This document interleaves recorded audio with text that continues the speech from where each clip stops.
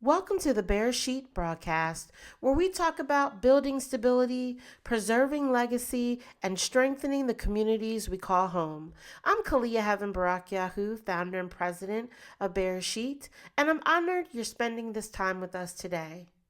Last time we talked about what co-signing actually means and some of the financial risks people don't always realize when they're co-signing. Today, I want to continue that conversation because often the hardest part of co-signing isn't understanding the loan. The hardest part is saying no. Maybe it's your child. Maybe it's your sibling. Maybe it's a close friend. Maybe it's someone you love who is genuinely struggling. Maybe it's a parent and they come to you and say, "Can you help me?" For many people, saying no feels selfish. It feels disloyal. It feels like you're letting someone down. Today, we're going to talk about how to help people wisely, how to set healthy financial boundaries, and how to protect relationships while protecting your future. To all our listeners, if there's a topic you want to discuss, send us an email to info@bearsheetcorporation.org. So let's start with something important. Most people do not co-sign because they're irresponsible. They co-sign because they care. People want to help. We want to help. We want to see family members succeed. We want to give people a chance. And sometimes we remember when someone helped us and we want to return that favor, that experience. But there's a difference between helping someone and taking on their financial obligations. Many of us were raised with messages like, family helps family. Stick together. Don't let people struggle. And those are very important values. But helping someone should not require you to put your own financial stability at risk. One of the biggest mistakes people can make is allowing guilt to make financial decisions for them. And guilt is a terrible financial advisor. If you're making a decision because you're afraid someone will be upset with you, that's usually a sign that you need to slow down and think mindfully on the decisions that you're about to make. Some of the questions you should ask before you agree to co-sign anything. And before we get into the questions, I'm not saying you shouldn't co-sign. I mean, I have many things, or a lot of things, because someone believed in me and they co-signed. They believed in the mission and they co-signed for it. Those of us who had to get a mortgage for our house, somebody looked at our financials and they co-signed for it. And I mean, we're talking more individually to us, but there are things we have that people have co-signed for that we may not have gotten as quickly or the way we wanted to if we didn't get a co-signer. So co-signing is good. And if you can co-sign for somebody, there's nothing wrong with that. The thing here is we need to assess the financial picture, because when you co-sign, it's not just putting your social on something or signing your name to something. It is taking on the responsibility. Sometimes it never matters if you co-sign. The person you co-sign for does what they're supposed to do, and then at the end, everything is great. It's like you never did it. But sometimes when you co-sign for someone, life can happen and you took on a new debt. You took on all the responsibility. And these are the situations we just want to talk about. We want you to think about and consider these questions before you decide to co-sign. Not because you don't trust the person, not because you don't love the person, because when you co-sign for something, it is like a business decision. So some of the questions you can ask, and I know these questions are kind of hard to ask on both sides, if you have to answer the question and if you have to ask the question. But if you want someone to co-sign for you, or you're going to co-sign for someone, it is good for you to know these answers so you make an informed decision. So why do they need a co-signer? Why were they denied? That's a tough question right there, to say someone comes to you and say, "I need help. Can you co-sign for me?" And you have to go back and ask, "Well, why were you denied?" But these are the tough questions that get to the results. What is their credit score? And sometimes you may want to ask, if the credit score is really low, what happened? Why is it so low? Not because you're prying, but because you're about to put your credit on the line and because you want to know so you can help, so you're aware. What income do they currently have? How are they going to repay this loan or whatever you're co-signing for? How long have they been employed? Do they have any savings? What if their plan doesn't happen because something unexpected happens? What's the backup plan? Have they missed payments before? Do they understand the financial obligation themselves? These questions, they're not meant to judge anyone. They're meant to gather information because once your name goes on that document, you are no longer just helping. You are legally responsible. And that's a very different thing. Let's talk about real life. Let's talk about when good intentions go wrong. So most co-signing situations didn't begin with bad intentions. They began because you saw a need, you saw hope, you saw an opportunity to help someone. A parent wants to help a child, a grandparent wants to help a grandchild, a friend wants to help a friend. But life changes, and we can see that in this economy. One day someone has a job, next day they lose the job. You hear all this talk of AI is going to take jobs.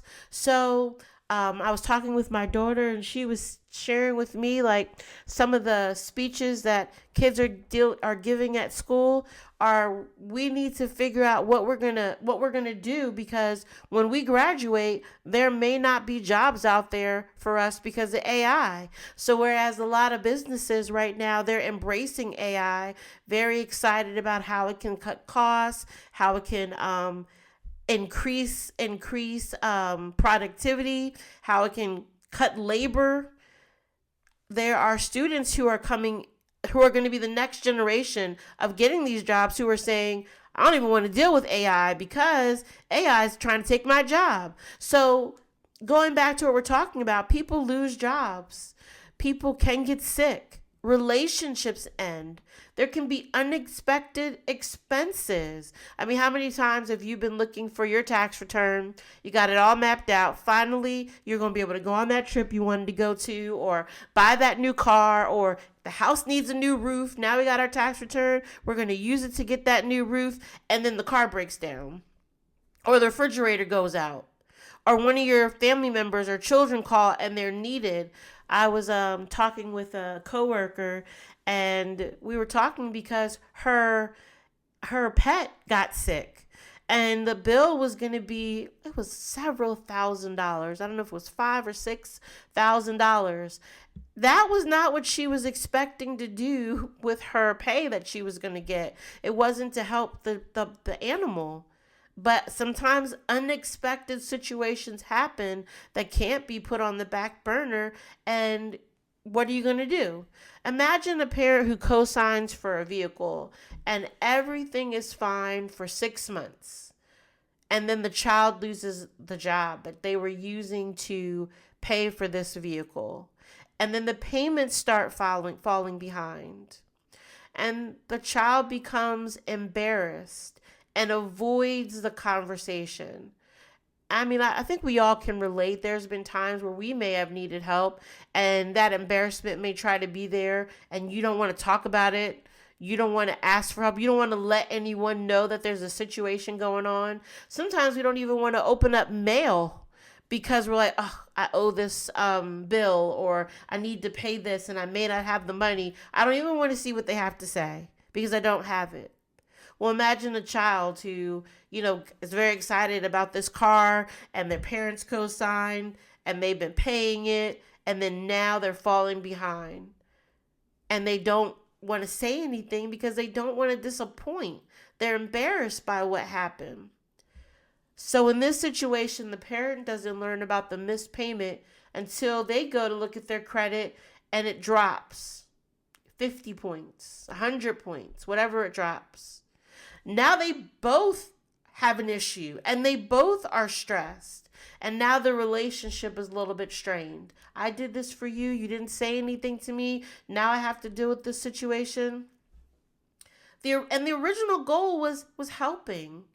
But now this becomes a source of conflict, something uncomfortable.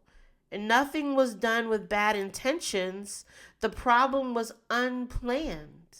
And that's why it's good we're having this conversation, because when you do, or if you do decide to co-sign, these things you need to talk about, especially if you're co-signing with a child. But it doesn't even have to just be a child. It can be another adult. What happens if you can't make that payment anymore? We need to be honest and upfront. I need to know from day one when you miss that payment, or you know you're going to miss that payment, so that I can properly plan. Because it not only affects you, it affects me, it affects my credit, and I want to protect that too. So it's very good to have these open conversations and set these parameters up front, so that if a situation, I hope it doesn't happen, but if a situation does happen, everyone's prepared. We know what we said we're going to do. We're more likely now to discuss it instead of to be embarrassed and not approach it.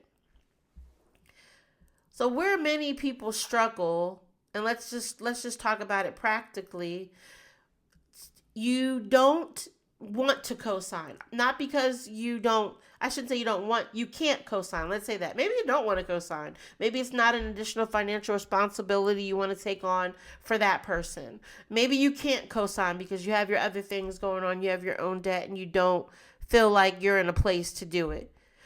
You don't need to be rude when you're talking to the person who is approaching you, asking you if you can help them. And you don't need to justify every detail of your finances because you can't help. You don't need to feel guilty because you can't give someone money, or because you can't do something for someone. You just need to be respectful and straightforward. For example, I care about you, but I'm not able to co-sign. I want to help you find another solution, but I can't take on that financial obligation. Like, there you go. You want to help them find something else. Let's problem solve this together. But I can't take on that financial obligation myself.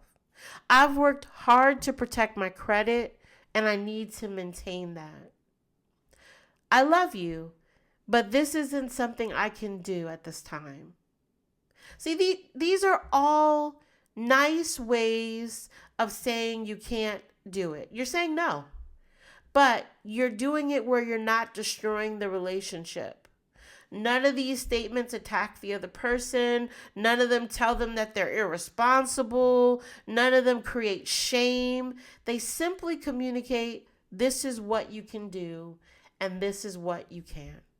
And healthy boundaries protect relationships. Many relationships have been damaged because someone said yes when they should have said no. Someone wants you to do something and you don't know how to say, I can't do it. So you say you're going to do it, and then maybe you pull out at the last minute. Or maybe you go to do it and you struggle through it. And you maybe resent is a strong word, but you resent that you went and you agreed to do it. Now you're in a situation too deep to get out. You've already done it. Like, many relationships can be damaged. So instead of doing that, it's just better to set the boundaries up front. Don't be rude. Don't be judgmental. Just let them know, I care about you, but I'm not able to co-sign. Now, there's good news. There are ways to help someone who needs co-signing without actually co-signing.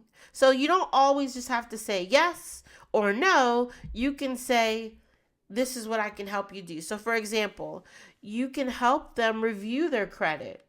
Or if you're not sure about it, you can say, you know what, I would love to help you, but I can't co-sign for you. But what I can do is, let's get our credit reviewed. As a matter of fact, I need to do that myself. So both of you go and get your credit reviewed. Have maybe a loan advisor look at your credit. Or there's free credit report. You get a free annual credit report every year from Experian, Expedient, TransUnion. All you have to do is go online to the free annual credit report site. You can Google it and you can see what your report is. Get your report and help them review theirs. Let's see what's going on. What can we help do? Maybe we need to get rid of a few credit cards. Maybe we need to pay them down. The rule in real estate is to get, if you want to apply for a loan, get that credit card under 30%. So if you owe $1,000, don't have anything on. If you have $1,000, credit limit, pay that card down to you're under $300. So get those cards low. That will boost your credit score, as well as that will lower your debt to ratio income. So go over their credit report with them. Help them look at their score and things that they can do to raise it.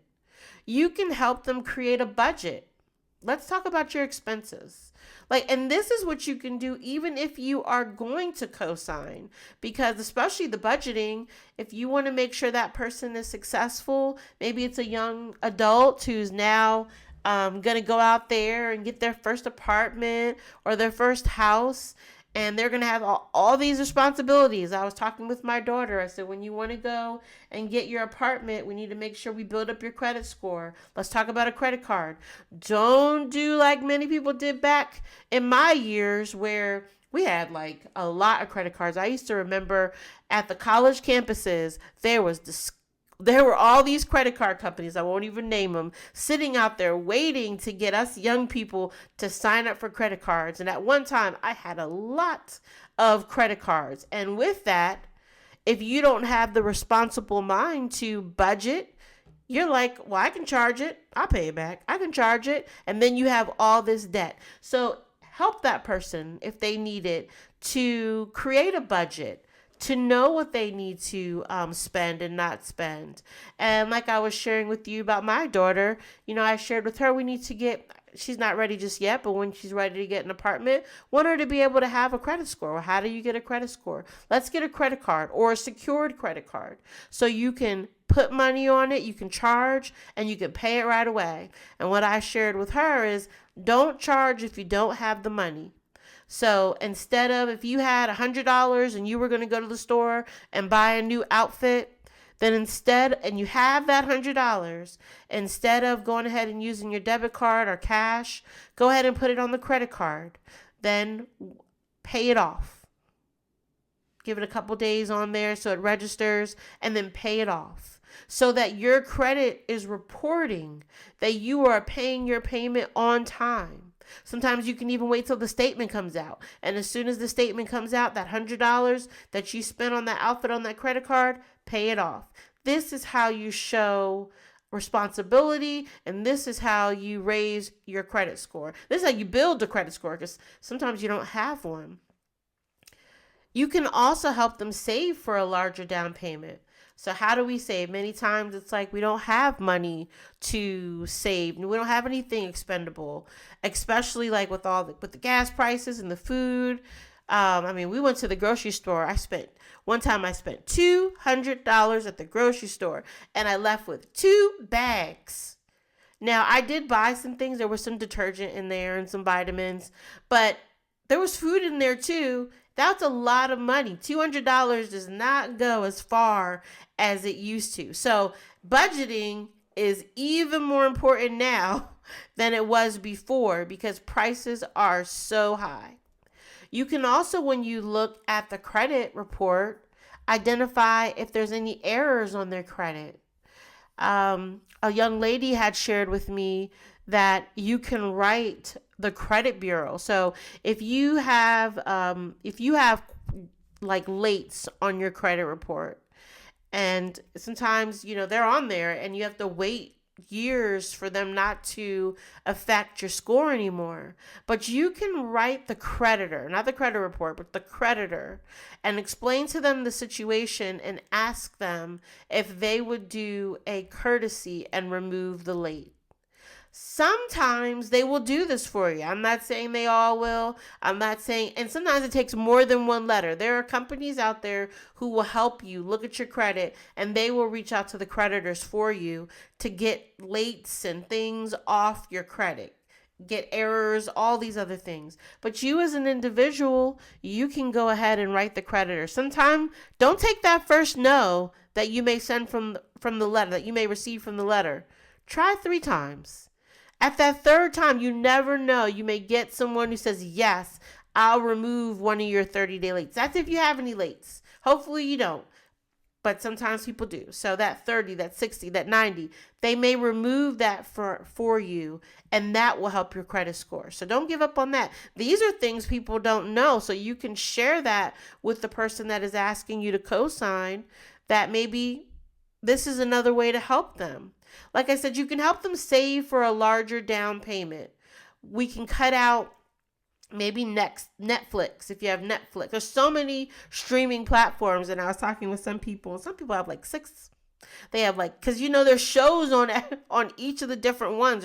Sometimes they're not all on one. So they have like 6 streaming platforms. They're paying for Disney and Netflix and Paramount and Peacock, and there's some other ones. So maybe that instead of going to Starbucks, or instead of going to McDonald's, or going out to eat once a week, you take that money, take half of it and buy some groceries that will last you for the week, we pray.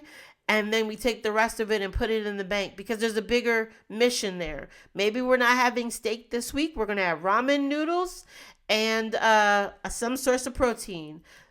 Let's budget. Because we're trying to save for a larger down payment. You can help them with understanding their financing. Find out what the situation is going on. And one of the people that we're going to have on the broadcast hopefully soon is going to talk to us about our financing, ways to save, tips for things that we can do to be better stewards of our money. Because we need that right now. When they talk about we need to stretch a dollar, we definitely need to stretch a dollar. Today I was looking at my GPS as I was traveling, and it said it takes 20 minutes to get to point B. You can go this way and it's going to be 8 miles, or you can take this way. It's going to be a couple minutes longer, like 22 minutes, and you can go 5 miles. Now, how you can do that, I don't know. But I was like, with gas prices, how it is, I will just drive the extra 2 minutes so I can only go 5 miles instead of the 7 miles. Sometimes every mile counts when you're thinking about how can I save? How can I stretch my gas dollars, my mileage when I'm doing things? These are all part of thinking about your financing. Help them develop a good plan. Just a plan of action to get them where they need to be. Many homeowners, when I'm talking to them about purchasing a home, some of the things they talk about is they've been saving. They've been putting money aside so that they would be able to purchase this house. And when there's not enough money there, they say we need a plan. Kalia, how much do we need to save in order to have enough for our down payment? Let's talk to the lender. Let's see. But a plan is in place. These are helpful things. Connect them with resources. Connect them with that lender, with that financial advisor. Connect them with that banker. Do you have a savings account? Let's say, what's the interest rate on this savings account? Maybe open a CD or a mutual fund. There's so many different things how you can help somebody financially without just having to co-sign. Sometimes teaching someone how to build stability creates far greater a long-term impact than simply giving them access to your credit. Yes, if we are looking for a co-signer, then you want someone to co-sign for you right then. I believe me, I understand that. I've been in situations where I needed a co-signer so that I could do something. But sometimes that doesn't happen. And you have to get a plan together and put yourself in a place so you can do it on your own. And I'm very thankful to the people who have given me advice. Like, okay, well, you want to do this? Well, in order to do this, you need to save this. You need to raise your credit score to here. How do you raise your credit score to here? Well, you're going to need to bring your credit card debt down. You may have to start saving up more money here. Use cash instead of using credit. Get that in your mind. So these are things that we have to plan and we have to do.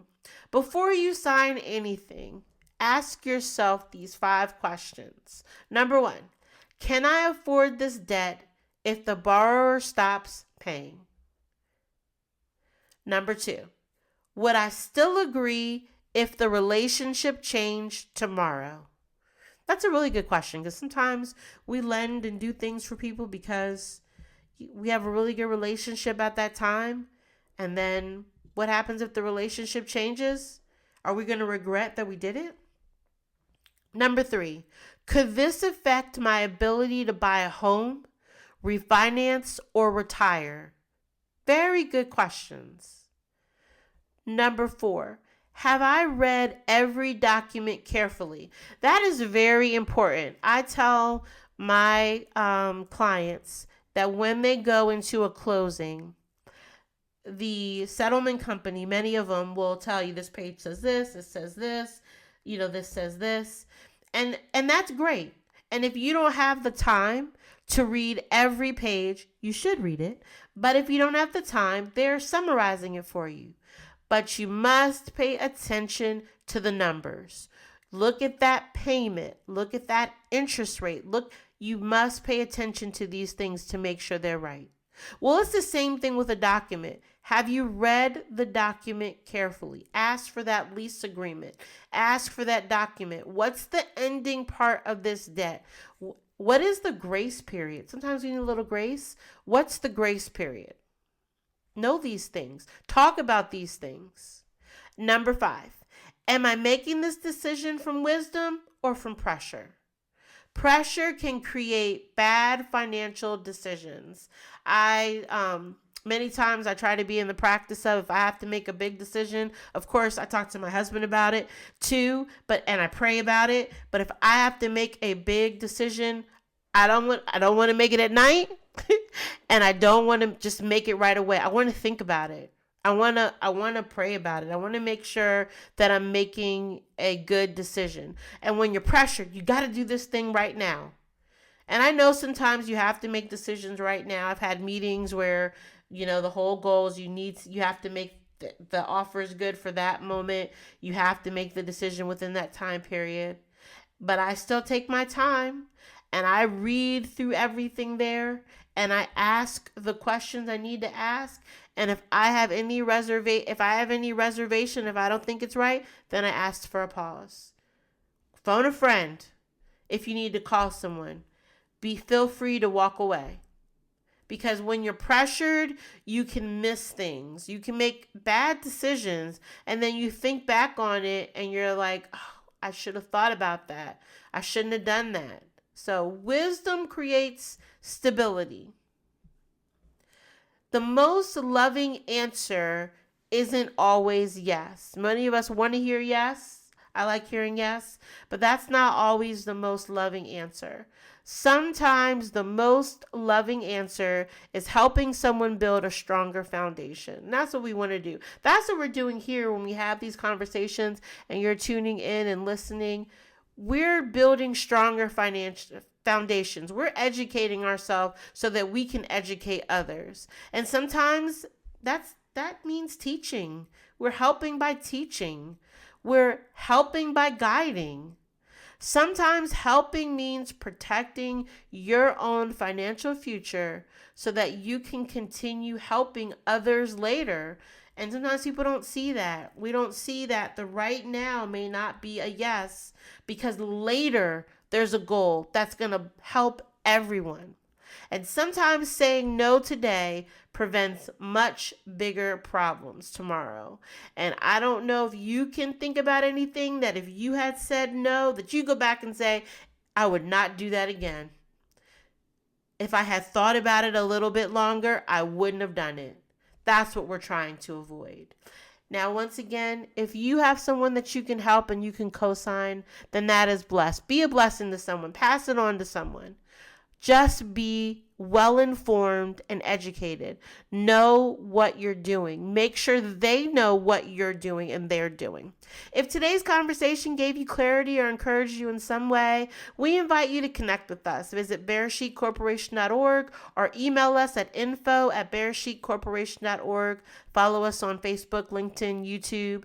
Thank you for spending this time with us today. This is Bear Sheet, building stability, preserving legacy, and strengthening the community we call home. Join us next time as we continue conversations that help families move forward with clarity, confidence, and dignity.